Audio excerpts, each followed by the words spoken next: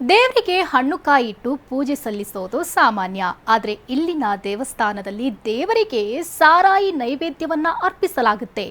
ಆ ದೇವಸ್ಥಾನ ಯಾವುದು? ಏನದು ವಿಶೇಷ ಆಚರಣೆಯಂತೀರಾ? ಈ ಸ್ಟೋರಿ ನೋಡಿ.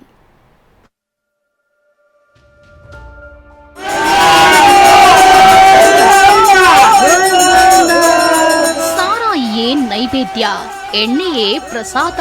ಬಾಟಲಿಗಳನ್ನ ಇಟ್ಟು ಭಕ್ತಿ ಭಾವ ತೋರ್ತಿದ್ದಾರೆ. ನಶೆಯನ್ನೇ ದೇವರಿಗೆ ಅರ್ಪಿಸಿ ಕಾಪಾಡಪ್ಪ ಅಂತಿದ್ದಾರೆ.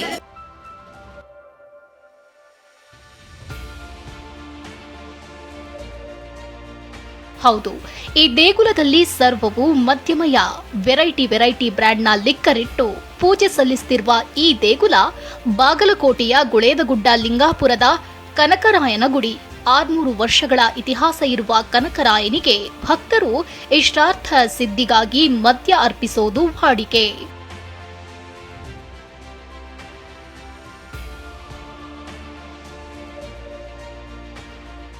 ಪ್ರತಿ ವರ್ಷ ಹೋಳಿ ಹುಣ್ಣಿಮೆಯ ಬಳಿಕ ಕನಕರಾಯ ಹಾಗೂ ಲಕ್ಷ್ಮೀ ರಂಗನಾಥ ಸ್ವಾಮಿ ಜಾತ್ರೆ ನಡೆಯುತ್ತೆ.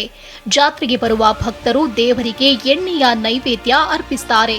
ಅದನ್ನೇ ತೀರ್ಥದ ರೀತಿ ಸೇವಿಸ್ತಾರೆ. ಹೀಗೆ ಮಾಡಿದ್ರೆ ಒಳ್ಳೆಯದಾಗುತ್ತೆ ಅನ್ನೋದು ಭಕ್ತರ ನಂಬಿಕೆ. ಇಲ್ಲಿ ಮೊದಲಿಂದನೂ ಬಂದೈತ್ರಿ, ಇದು ಈಗಂದಲ್ಲ, ಮೊದಲಿಂದ ಹಳೆ ಕಾಲದಿಂದನೂ ಬಂದೈತಿ. ಹಿಂಗಾಗಿ ಆ ಪರಂಪರೆನ ಇಲ್ಲೆಲ್ಲರೂ ಈಗ ಮುಂದುವರ್ಸ್ಕೊಂಡು ಹೋಗಾರ, ಅದನ್ನು ಮಾಡಕತ್ತಾರೆ. ಇಲ್ಲಿ ಯಾವತ್ತೂ ನೈವೇದ್ಯ ಮಾತ್ರ ಸರಾಯಿನೇ. ರಂಗನಾಥ ಇವರು ಅಣ್ಣ ತಮ್ಮ, ಇವರು ಒಂದು ಸ್ವಲ್ಪ ಅರಣ್ಯದಲ್ಲಿದ್ದಾರೆ ಅಂತ ಹೇಳಿಸಿದ್ರೆ ಆ ಭವನದಿಂದ ಇಲ್ಲಿ ರಂಗನಾಥಗೆ ಇವನಿಗೆ ಕೂಡ ತೀರ್ಥ ಪ್ರಸಾದ ಅಂತೇಳಿ ತೊಗೊಂಬರ್ತಾರೆ. ಇಲ್ಲಿ ಭಕ್ತರು ಯಾರೂ ಕುಡಿಯಂಗಿಲ್ಲ, ಆದರೆ ಎಲ್ಲರೂ ತರೋದು ಮಾತ್ರ ದೇವರಿಗೆ ಅಂತ ತೀರ್ಥನೇ ತರ್ತಾರೆ.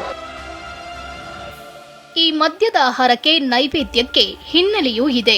ತೀವ್ರ ಬರ ಆವರಿಸಿದಾಗ ದೇವರು ಮನುಷ್ಯನ ರೂಪದಲ್ಲಿ ಆಗಮಿಸಿ ಜನರಿಗೆ ಹಣ್ಣಿನ ರಸ ನೀಡಿತ್ತಂತೆ. ಅಂದು ದೇವರು ಕೊಟ್ಟಿದ್ದು ಸೋಮರಸ ಅನ್ನೋದು ಜನರ ನಂಬಿಕೆ. ಹೀಗಾಗಿ ಅಂದಿನಿಂದ ದೇವರಿಗೆ ಸಾರಾಯಿ ನೈವೇದ್ಯ ಅರ್ಪಿಸ್ತಾರೆ. ಈಗ ಸಾರಾಯಿ ನೈವೇದ್ಯ ಅಂದ್ರೆ ಕಾಲಂತ ಹಳೆ ಕಾಲದಾಗಿಂದನೂ ಇದಾರೆ ಬಂದಿದ್ದ. ಈಗಾರು ಆದ್ರೆ ಮೊದಲ ಇಷ್ಟು ಕಡಿಮೆ ಇತ್ತು ಒಂದಿಟ್ಟು. ಈಗ ಜನಸಂಖ್ಯೆ ಹೆಚ್ಚಾಗಿಂದ ಇದು ಹೆಚ್ಚಾಗಿದೆ ಅಷ್ಟೆ. ಅವರು ಬೇಡ್ಕೊಂಡಿರ್ತಾರೆ.